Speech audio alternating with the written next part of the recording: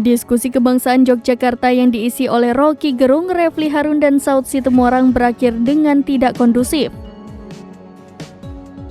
Roky Gerung mendapat penolakan dari massa dan dilempari menggunakan botol air mineral. Bahkan untuk menghindari kericuhan, Roky Gerung terlihat kabur ke sawah. Foto Roky Gerung dan sejumlah pemuda yang lari di tengah sawah beredar di media sosial, salah satunya diunggah akun Twitter @damdam pada Jumat 8 September 2023.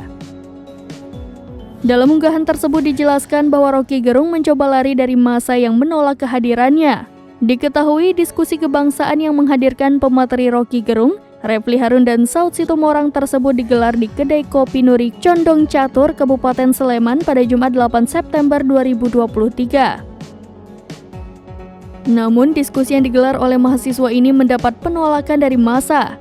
Para panitia bahkan sempat memanas bersih tegang dengan kelompok penolak. Bahkan dalam diskusi tersebut, Refly Harun terkena lemparan botol air mineral di bagian leher yang diduga berasal dari kelompok penolak.